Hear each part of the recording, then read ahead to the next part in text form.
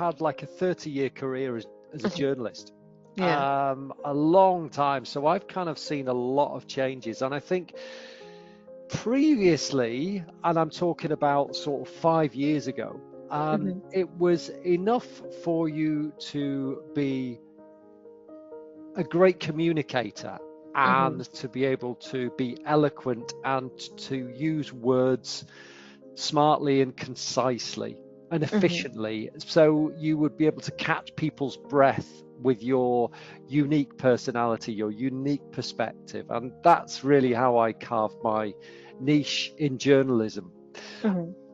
The story was great, but I don't know about you, I don't know if you feel this, but whenever you see a lecturer on stage or somebody on the TED stage, Mhm. and their aura Mhm. really captures you, and they could be talking about toast, and it would be like, Mm. wow, that's inspiring, because it's the way that you frame the story. You use logos, you use ethos, you use pathos, you use gravitas, you use all of the different techniques. But I think we're getting to a point now where AI is able to capture the efficiency of communication and the elegance of communication. I'm working with some models at the moment that I'm like, this is crazy how I'm creating we call it RAG, retrieval augmented generation. I'm creating like a knowledge base of how Mhm. I write, and I'm just saying, right, okay, so these are some of the topics that I'm Mhm. jiving on at the moment. Can you create something that approximates my tone and voice? And it's doing a Mm. pretty good job. There's a lot of work that goes into tweaking it and fine tuning it, Mhm. but fundamentally it's doing a really good job of that.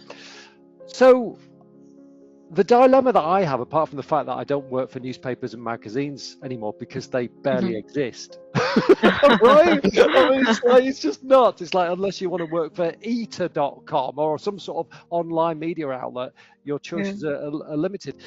The dilemma that you have now then is that with AI being able to assume your voice to a Mm. point, not there yet, but almost, Mhm. what is your currency? What is your value? And for me, I put AI in the loop these days, often, not always, because there are two kinds of stories. There are emotionally driven stories, Mhm. and there are logically driven stories. There are stories that have a practical bent and are packed with facts, and you need to structure them in a certain way. Whereas an emotional story is very much from the heart. It doesn't necessarily need to be linear. It can be quite meandering because you're trying to communicate purpose. Mm. So, by the way, I'm recording this, so you can have a recording by all means. You don't have to Oh. worry about anything. So that's all cool. The so using AI in the loop, which I regularly do, I've realized that the one thing that separates AI exclusive practitioners, those people who are basically typing a few words in and getting AI to do all of the heavy lifting, Mm. from Yeah. the people who are either using scant application of or some application of AI, is curiosity. Mm. That was a hell of a build up. So really for me, That's a good I build-up. am absolutely obsessed with trying to understand things and figure things out. And I think that's the hallmark of a very good journalist, is never accept someone else's truth until it becomes Mm. your own. You know, take loads of different perspectives, loads of different facets, loads of angles, loads of sources. Mm. And so today, whenever I'm writing about something, I'll probably get an inspiration from some kind of social network or from a friend on a conversation or whatever. And I'll have a Mhm. seed, I'll have a tiny seed. And then I will take that curiosity, I will use Notebook LM to mind map it, Mm. because I always feel that mind maps are the best way these days to Yeah. get to the bottom of a story. And then I just let my curiosity run rampant, and I will explore all of the angles. One of the really effective ways that I do that right now is, if I'm not able to speak to a professor or I'm not able to speak to some kind of expert in that field, I'll Mhm. create that synthetic conversation. Mm. Got it. I'll put the AI in the position of, and I'm just doing that now for a project that I'm working on in the education space, where I'm essentially creating a string of conversations. Mm, I'm having a structure in place before I initiate that string of conversations. I'm saying, okay, well, I imagine that to get to where I think I need to be, I'm going to have these 6 focus groups. mm, And I'll take what I imagine that focus group is going to say. And regularly, I am sidetracked completely into the right path because what I was hallucinating is not the right way to get to the objective. And these synthetic conversations will help open my mind to new ways of telling that story or new ways of generating mm, thought leadership, right? So I'll have that sort of framework of conversations and I'll go into them and I will initiate that. I will create almost like a sort of a guiding document for the conversation. It needs only be a set of bullet points, nothing grandiose. mhm, And then that's based on the world knowledge, whatever the training model was. That will go off and mhm, sort of find different angles, different facets. I will create personas for each of those individuals, part of that synthetic mm, meeting. And then I'll get some really good stuff back. So really what I'm doing is I'm keeping my mind open to precisely what the end user needs, whether that's a reader, whether that's a viewer, whether that's a listener, because mm, multimodality, I might be writing for a radio story, I might be writing for a video, I might be writing for a news article, whatever. But because I've got that experience of what the consumer needs through this quite long career, and also because I've almost got this boundless curiosity, I'm able to sort of join the dots in a way that is very uniquely me, but is also mission focused on the part of the mm, consumer. So I really think now all the tools are at our fingertips, Ria. I really feel like curiosity is the one determining factor now that people like to collide with. And if you're building thought leadership, mhm, knowing that people can get practically all of the logical knowledge from AI, mm. cover all of that. There's obviously limitations because not everything is where the training model wanted it to be. Yeah. We're not there yet, but there's an incredible. I run a podcast called AI Today, and the latest episode is on a piece of research that is doing its own research, modeling its own activities, and Mm, building its a better version of itself mhm, by all of these research and all these experiments that it's conducting autonomously. So it's incredible how that's playing out. But yeah, for me, for when it comes to thought leadership, people want the person behind the idea. They are mm, really cute on the idea because one thing that we always overlook is that humans need humans for anything, whether it's inspiration, whether it's for permission, whether it's to complete an action. mhm. It, machines will do a lot of it, but there's Yeah. always another person involved in whatever that task or that action or that philosophy might be. There's always another human Mm, in some context. So yeah, the machine always gets involved, and it's great that AI's got that for us now, and that we've got that leeway to ask things at virtually zero cost and to mm, understand ourselves a little bit better. But I think unless you develop that sense of critical thinking and curiosity, mm, you're never going to be the human that other humans need you to be if you're going to deliver on that thought leadership mm. obligation that you have for yourself. Yeah. I'm What really about impressed by that? I'm Crikey. I really just got off impressed. the pedestal then, didn't Yeah. I? I'm really impressed by the RAG model that you're already building. And so what are you building it on? And is it costing you something, or is it something that you build it out for yourself using the existing ChatGPT or other tools? Yeah, I mean, I'm using things like Kiro, which is the new platform from Amazon Web Services. This Mm-hmm. is like a new version of Cursor or Windsurf or Mm-hmm. Klein or ChatGPT, I guess, in some ways. So Mm-hmm. what I'm really doing is I'm using AI to guide me and to optimize and make more efficient that RAG that I've got behind the scenes. Now, the RAG comprises thousands of things that I've written. Mm. and I'm essentially looking for AI to categorize them, to index them, to essentially create like a vector database of all sorts of different terms, phrases, mannerisms, way that I speak, expressions, so that it can really pull from that RAG, as well as whatever it's when it's going out onto the web, or if it's looking into its own knowledge base, to create those articles. To almost, what I'll typically do, Ria, is if I'm writing a story, I'm writing an article, creating some piece of content, I will, and I'm working with Crew AI as well at the moment, which is developing like an agentic workflow. So it's it's assigning different responsibilities and tasks to different agents. But for the purpose of the RAG, once I've finished what I believe to be finished writing whatever the piece is, I'll then feed it through that system that I've built with AI and the RAG to say, does this largely speaking be in step with how I typically write? So is it congruent? Am I finding some sort of synergies with some of the stuff that I've written before? And can you also find some of the pieces that I've written and create some links in there as well, so that people can find out more based on the content that I've already written? So the RAG's got links to articles that have been published online, so I can always say, if you want to find out more about this subject from me, go to that. So it becomes like a personal library of resources that you are building. Like a rabbit hole that you can't climb out of. Let me just go and get my loaf. I'm just baking at the moment, so bear with me. Oh, yeah.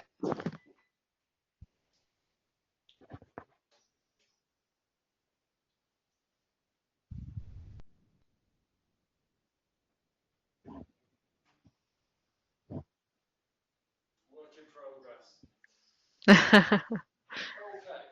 I bet it smells good. It's Friday. It was time for a treat. Okay, yeah. So that's fundamentally my sort of RAG process, and so I'll have it behind the scenes, and then I'll use it as the editor, I guess, just to say, okay, here's the finished piece. Does this sound like me? Have I gone off on a different angle? Is it quite loyal to how I would typically write? And yeah, can you find synergies from my archive, so that people can discover more based on what I already know about it? It's a really well thought out process. And I was just keen. So the workflow that you're building, is it like, are you satisfied with it, or it's still work in progress? And how long did it take you to build it? So when it comes to matters of technology, Ria, I'm very much beholden to AI and what it can teach me, because I'm not a coder. I've had computers for as long as I can remember, but I only ever got to the basic programming language, which was actually called BASIC back in the day, very long time ago. But in terms of working with Python and working with PHP and SQL, that's my stack at the moment. I'm sort of needing the AI to point me in the right direction.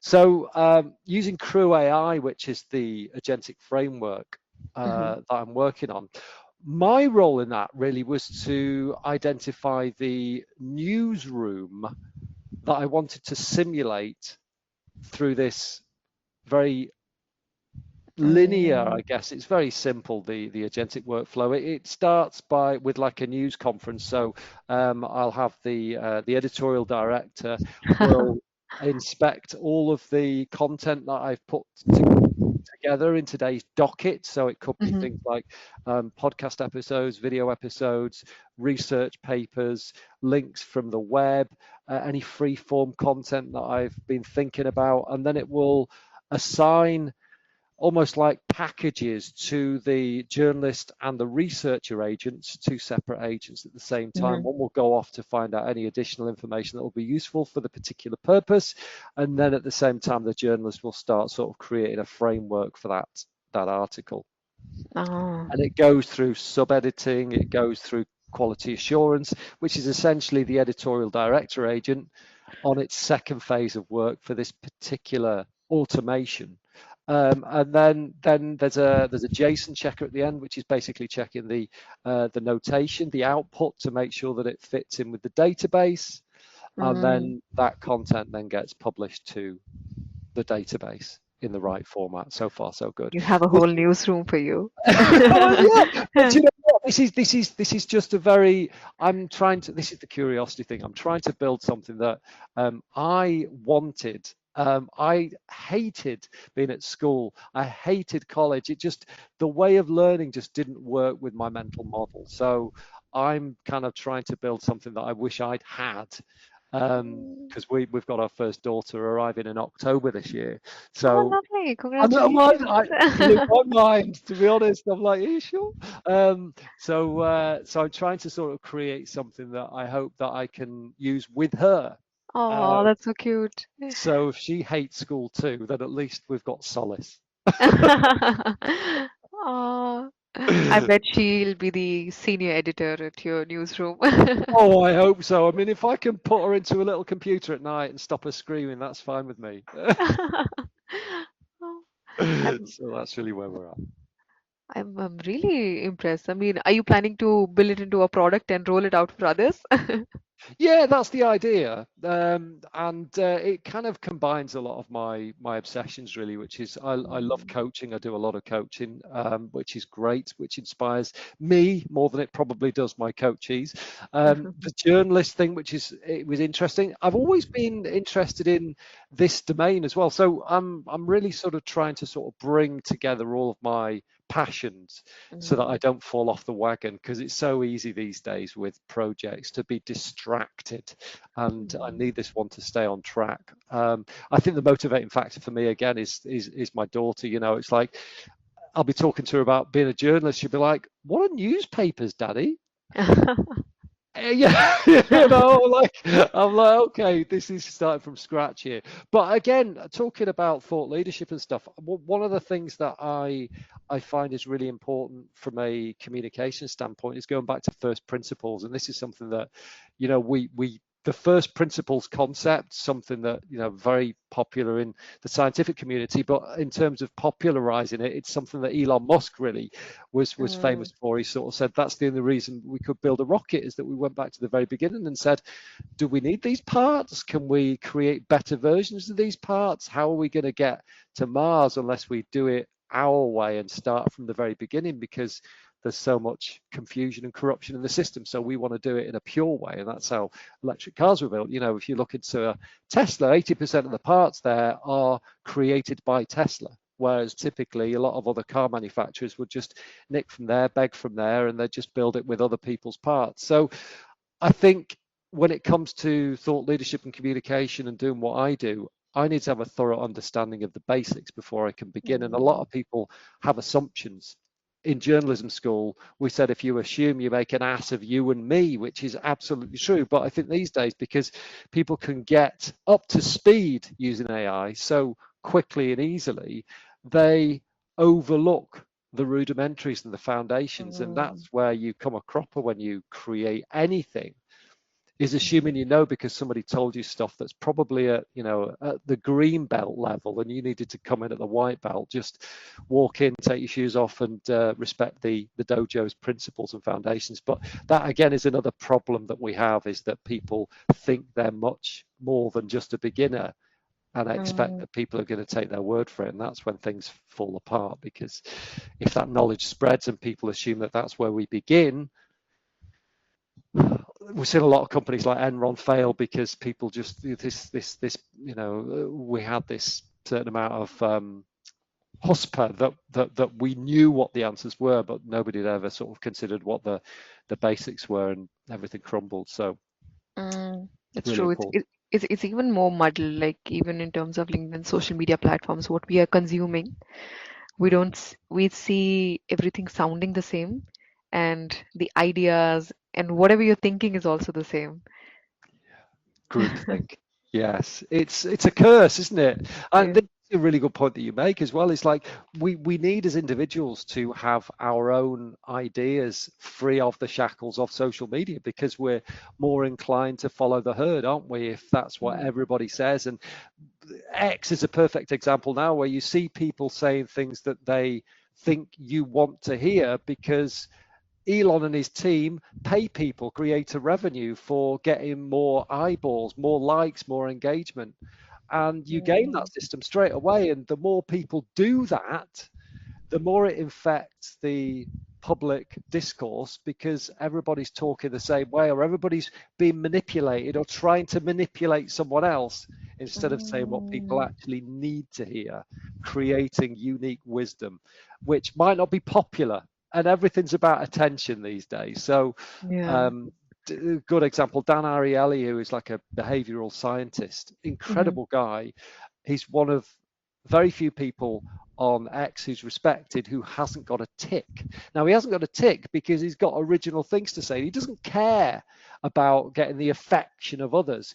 His obsession is Mm, research and pushing science forward, pushing our understanding of humans forward. He's got a different agenda to the people who mostly use X to get customers yeah. or to generate revenue directly by getting 1,000 likes on something that's clearly bullshit, but is actually something that he knows that people love to see because it's a dopamine hit. Mm, So many difficult things that you have overcome these days to be a voice and to also be human, because humans, we've got this natural inclination to want to be loved, to be liked, and yet mm, often, like a firefighter, you need to be running in when everybody's running out and do the yeah. different thing. But how do you do that and stay loved when amplification is social media these days, and yet social media wants a very specific thing, and it's not your original ideas. Exactly. And especially speaking about dopamine hit, no one's really reading. So it's all video, short form content, clips, reels, and images. So how do you make like your text stand out? Because no one has that attention to read anymore.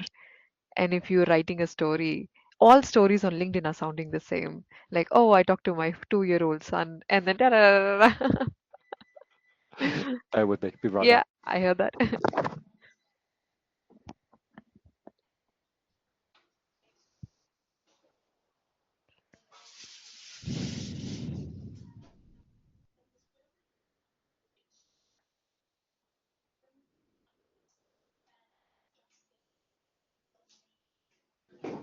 Is it ready?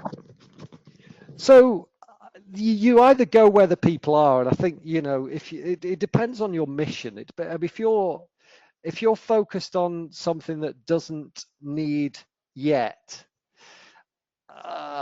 recognition in Mm, whatever form that is, if you've got like a 5-year mission to do something, and actually it's only by year 4 that you want to start having meaningful conversations with the masses. And this is mm, the difference, really, isn't it? It's the difference between the minor and the major. If you're wanting to get instant attention, then you have to play the game. You have to go where everybody expects you to be, and you have to go on TikTok, or you have to generate YouTube shorts, or you have to do the stuff mm, that is that instant sucker punch where people go, oh, okay. And you have to go through that whole thing about getting an audience and then building a community, like the funnel. You get everybody at the mm, top, then you build them into a community, and then the community ultimately buys your Kool-Aid or buys your product or whatever it is. And that's the mass, that's consumerization in a nutshell, and mass consumption. But I suppose, if you're trying to build a domain, and that instant hit is not what you're after, then you really are the one that sets the rules. Kevin Kelly, who runs a blog called The Technium, mhm. talks about 100 true fans. That's one of the things that he's most known for. Kevin Kelly is the guy who co-founded Wired magazine. Um, Oh, I love it. well, I know and do you know what? You should follow. He's got after this conversation, go and check out an article that was written about him called Flounder Mode, not Founder Mode, and Flounder it's all mode. about his career was very disjointed. He's had fingers in lots of different pies, and it's all about finding satisfaction in the unexpected, which is why it really appeals to me. Um, Mm, so yeah, I think if you're part of a bigger entity, and that bigger entity is known, then you don't have as much pressure on your shoulders to go and mm, grab attention, because typically it's the responsibility of the New York Times or the Economist or the Wall Street Journal or whatever. Those are the guys who are going to suck the people in to consume your content. But if you're mm, going off on your own mission, then the Kevin Kelly approach of 100 true fans is great, because you think about it, most people know 50 people. Most people Mm, know vaguely 50 people. And say if you were going to use LinkedIn, for example, if you had something that was useful, and this is where having confidence in what you create is important. If you create something useful, you could approach those 50 people and say, look, I would really appreciate it if you find value in this, that you might want to let someone else know about it. And it's not mm, always going to be the case that those 50 people will. They'll all have different needs and obsessions and passions, and they'll have different agendas and different battles to fight. But typically, 30% of those people, so my maths here, 15 people will share that in some form with other people. And that's how you start the flywheel. To get to 100 people who are aware of you and quite like what you're doing is a great platform. And those mm, people that you can have conversations about, intelligent conversations with, and really start that expansion into whatever format you would need. But not many people think about that because everybody is wanting exposure on a global level now. mm. Yeah. Well, really, if you've got something very specific to talk about and you are doing the digging and you're maybe using AI to help you out with the research and you're creating something based on your curiosity through your own unique voice, it's not very difficult these days to find people who will be interested in what you do. It just takes more effort. And this goes back to what you were Mm, saying about this short form content. mhm, Typically speaking, it doesn't require of us a significant amount of bandwidth or a significant time commitment. But people will give you that if you are very specific and you're delivering value and you're doing it in a way that nobody else has done before.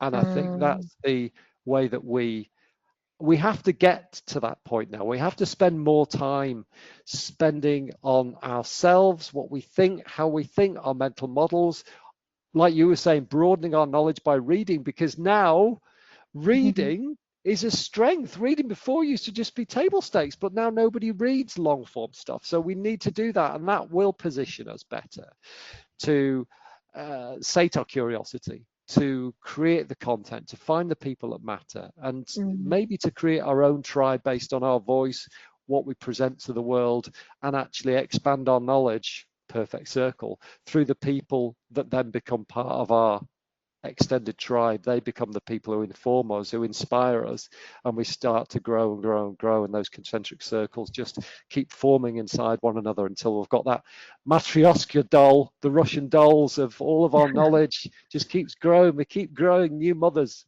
of knowledge. um, those are the ways that I've kind of typically been loyal to in the past, and those are the ways that have typically been quite effective for me. And I would need to keep building on them. This is not a solved challenge. This is constantly evolving. But I think mm. AI is helpful in that because it finds the people, it finds the new knowledge, it makes our roots stronger, and it lets us fly. Definitely. I totally agree with everything. And we're gradually seeing more and more native solutions being built by people themselves by saying, this is exactly what I need, and I don't need a genetic solution. And because I have the power to build something, that's what I'm going to do because it helps me. Yes, that makes complete sense. Personal, yeah, I think that's right. As well as that, one thing that we haven't covered is like the personal passion angle is that, and this is what I was saying to you about the agentic workflow thing. If I didn't have Mhm. the personal skin in the game, I wouldn't be able to Mm, write authoritatively about it. And we talked very much earlier about the sort of the emotional versus logical styles of content creation. mm, And I think to create any kind of attention in the first place, you need to be heavily leaning towards the emotional because AI is doing a much too good a job these days on the logical side of content creation because of course it can. mm, It's the machine. It's got all of these tendrils, all of these connections. It's pretending to be our own brain, but its brain will theoretically be much bigger. It contains that much more knowledge. So we mm, need to start working on the emotional because that's the language that humans understand first and foremost. That's why TED mm, is such a big winner on the conference circuit because people go in there, they don't just want to be inspired, they want to feel something. You go to watch a film, mm, everybody's watching a different film. But you're all in the same auditorium watching the same film, but everybody's interpreting it differently. So Mm. you go speak to the heart first, and then, once you've got them, then you can speak to the head. Mm. And does it help now that you're emoting and you're writing, but at the same time, AI is helping you to reduce the time that it usually takes you to do that?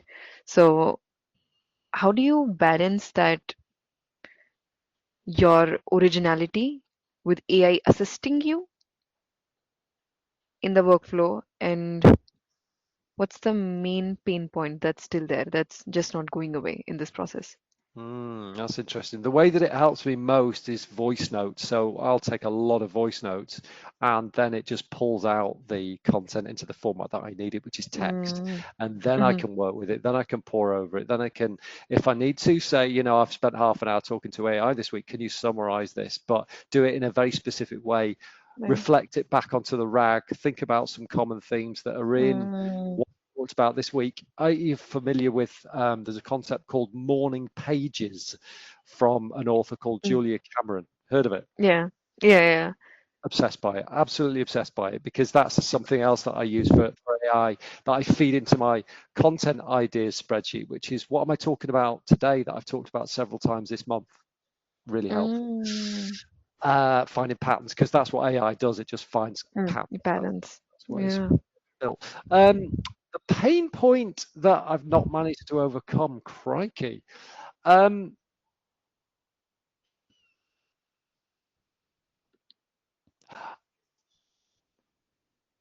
I've done a lot of user research in the Mm-hmm. past, working in product and working in journalism, focus groups, and individual stuff about digital products, and getting people sat in front of a computer, recording their reactions, and going through the whole process there.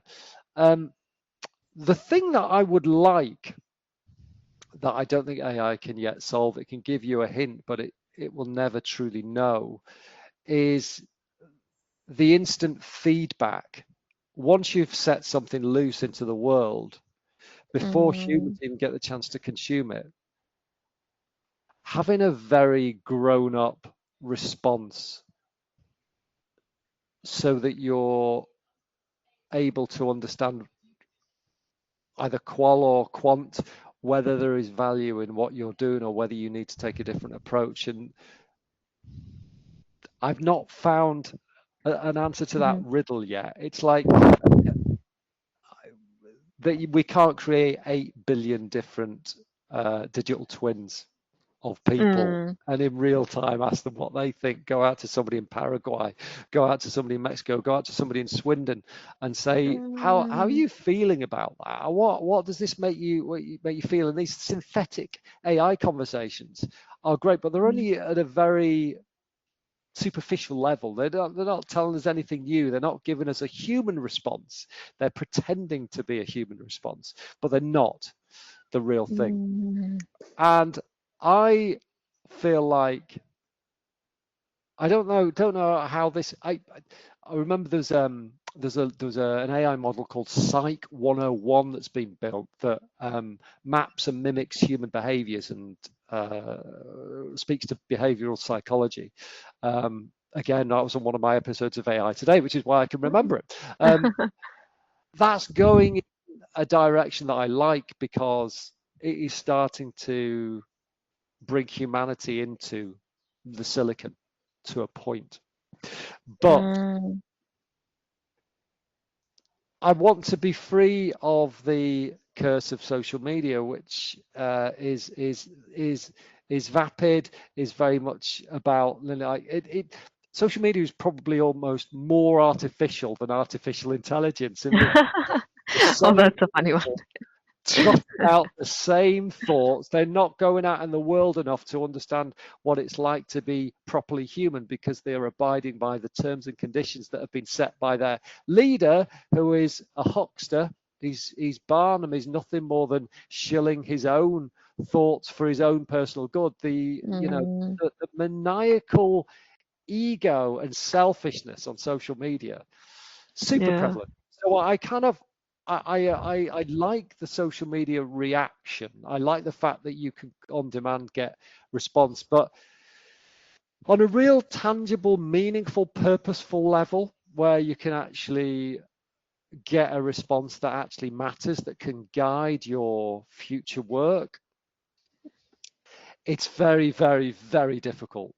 If you're doing that Mm, with humans, you've got to unleash the magic algorithm that gets people in the right place at the right time, all lined up in a row, all ready to read or watch or listen, and give you some really solid, thoughtful, provocative feedback. mm. Does it also tie then to SEO? Because many people are writing according to SEO, like what clicks, what gets viral. I don't, maybe it does.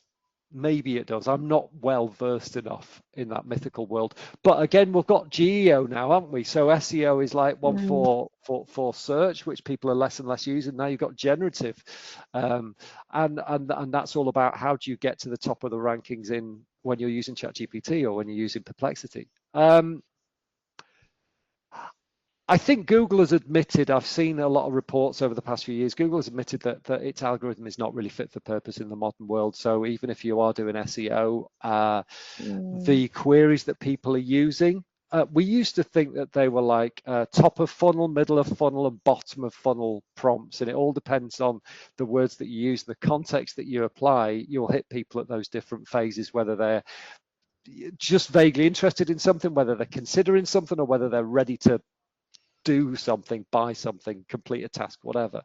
But Google itself has been saying that's just not how people talk anymore. They don't have a set phrase. They don't have an ontology of sequences in the mm, what would we call it, ADA, attention, interest, desire, action.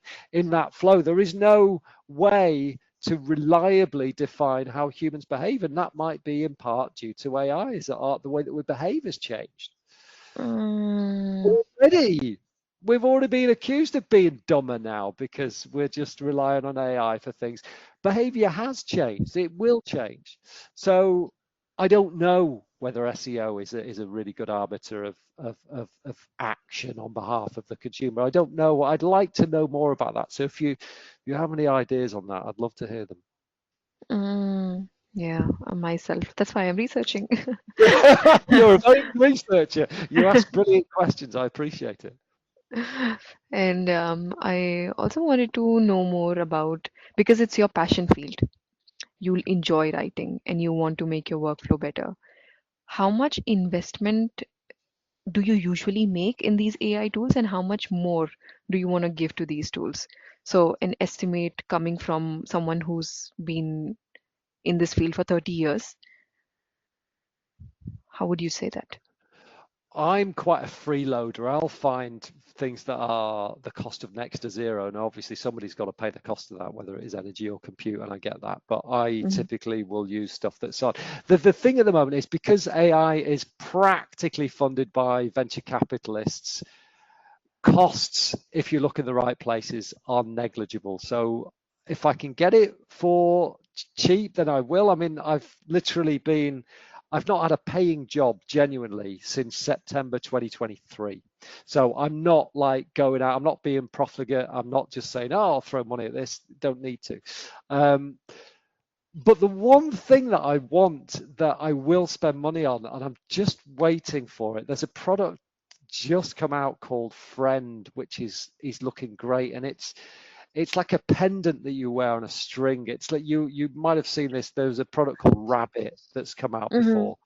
The one thing that I need that I miss, and I talk to my wife a lot, and I say we should record some of our conversations, not for anybody else, but for me to Yeah. remember.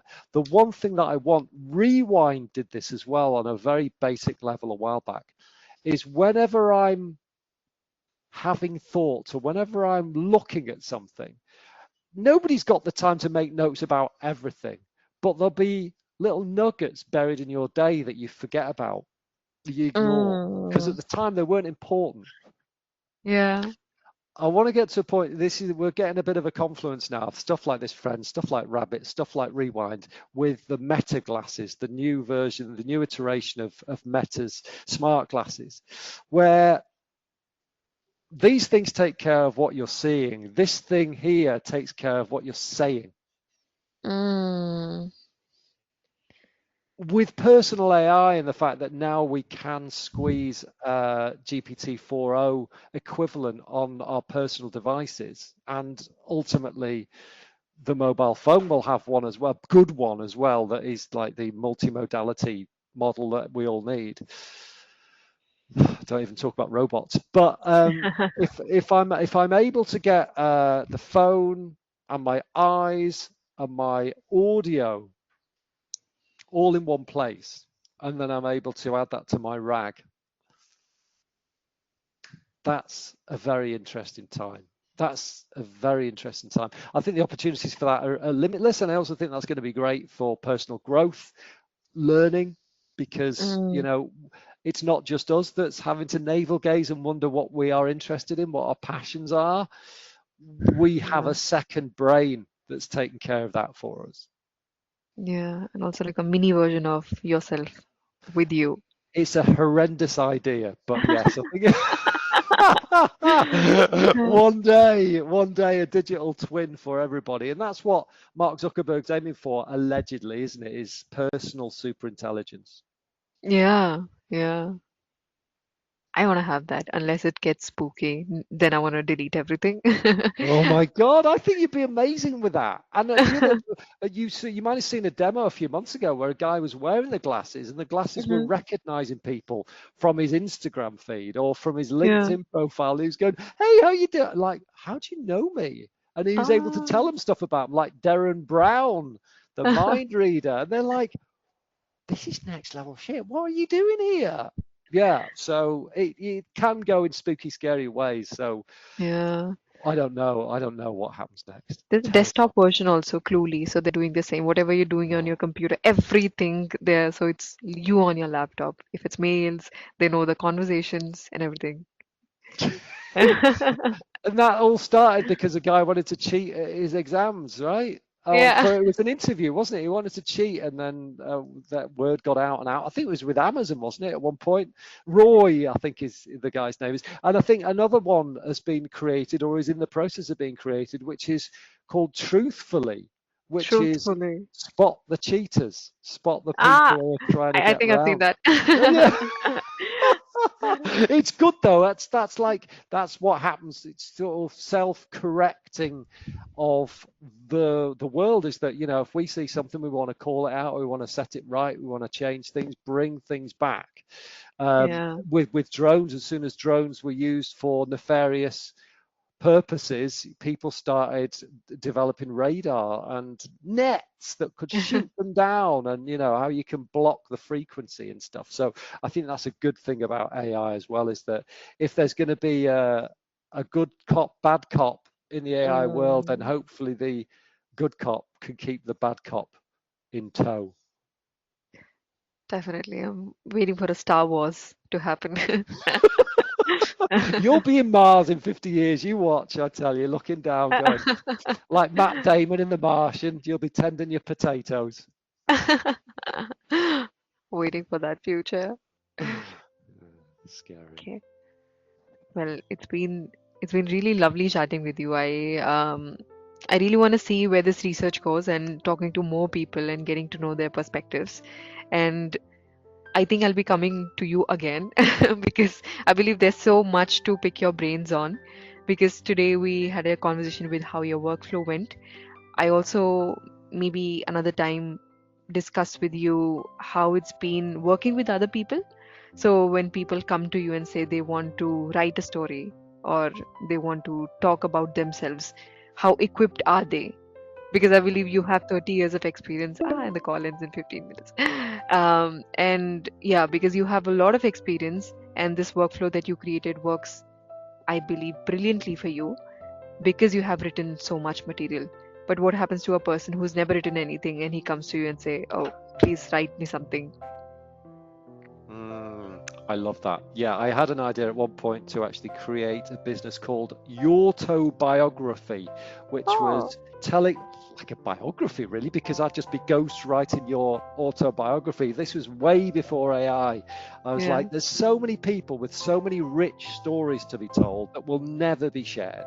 Mm. Wouldn't it be lovely as a gift to your grandma or as a gift to your husband or your dad, you're able to say, look, I've got a writer coming in for 50 hours to write a book that all the family will share in, and hopefully that it will gain attention more widely than that. And yes, this communication is what it all comes down to. And I think communication is at the heart of relationships across every community with every individual, and I just think it's something that sadly we're overlooking right now. And I don't think AI is the right tutor to help us become better at crucial elements like critical thinking and problem solving and empathy, emotional intelligence. These are all things that I don't think we can put down to hot sand. I think we need to work on them ourselves, but maybe AI can, play a part in making us feel confident that we've got a goal that we can achieve together.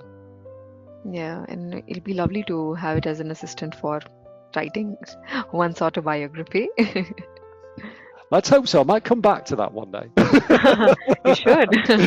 I'm waiting But for listen, that personally. thank you so much, Ria. It's been really good speaking to you. And yeah, anytime, just drop me a note. I'm at dave@wordandmouth.com as well. So if you want to get in touch with me outside of ADP list, happy to help with that. Dave@wordofmouth.com. Wordandmouth.com. Wordandmouth.com. You got it. That's me. Perfect. Well, it was lovely chatting with you, and I want to keep you posted with what information I gather from people and what experience they are to share. Please do share your research because it's fascinating. I love it. You're doing really good work here. So thank you for involving me. Oh, thank you so much, Dave. Thank you so much. Have a lovely day. Have a great weekend. You too. Cheers. Bye-bye. Bye.